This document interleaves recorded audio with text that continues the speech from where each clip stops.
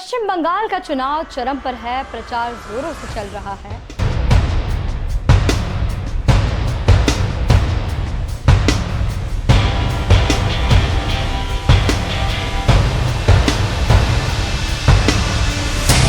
तेईस से 29 के बीच मतदान होगा।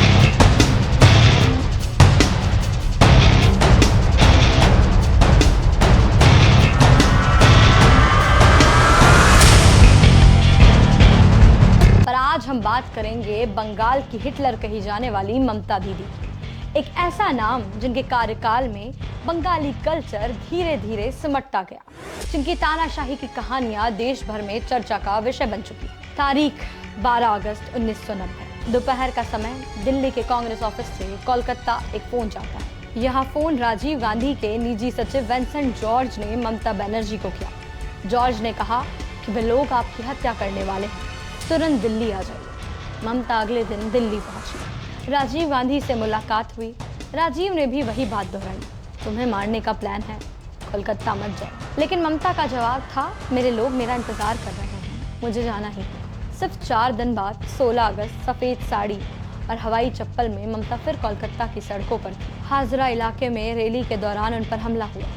सीपीएम कार्यकर्ता ने उन्हें घेर लिया। लालू आलम नाम के व्यक्ति ने लोहे की रॉड से उनके सर पर वार किया।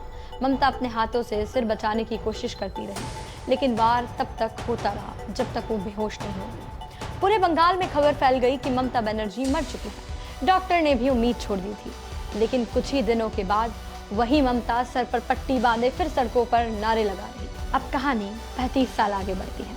4 फरवरी 2026।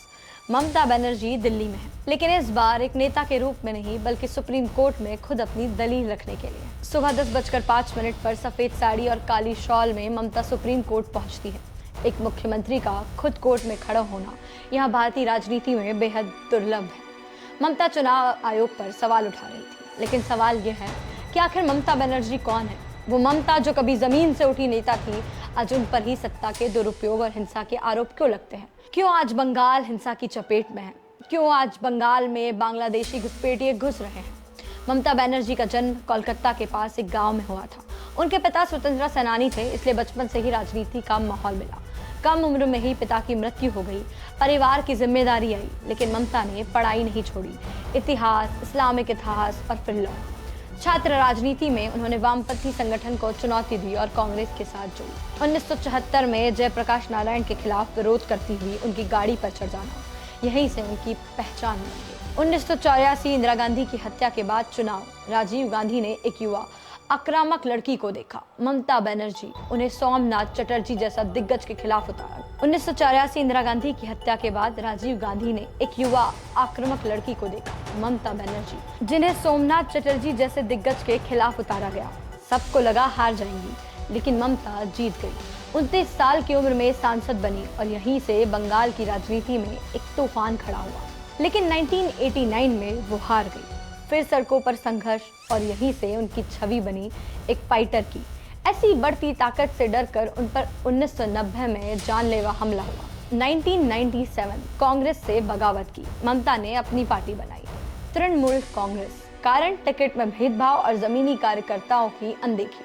लेकिन यहीं से एक और सवाल भी उठता है, क्या यहाँ विचारधारा थी या फिर सत्ता की राजनीति? 1998 से 2001 बीजेपी के साथ गठबंधन, फिर 2006 से कांग्रेस के साथ। बार बार पाला बदलना, क्या है रणनीति थी या अवसरवाद?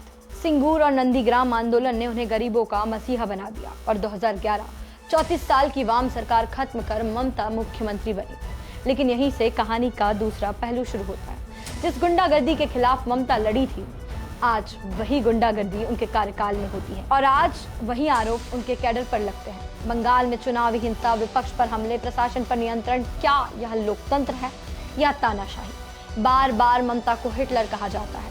15 साल सत्ता में रहने के बाद अब सवाल उठता है, क्या ममता बनर्जी का दौर खत्म होने वाला है या फिर उनकी राजनीति इतनी मजबूत हो चुकी है कि उन्हें हराना आसान नहीं है?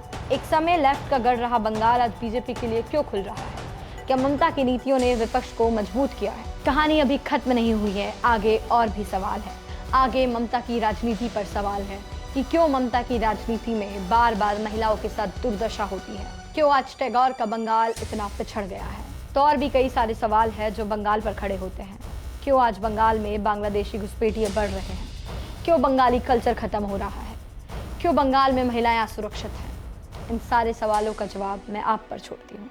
मैं आप लोगों से विदा लेती हूँ। आप लोग देखते रहिए TFC मीडिया।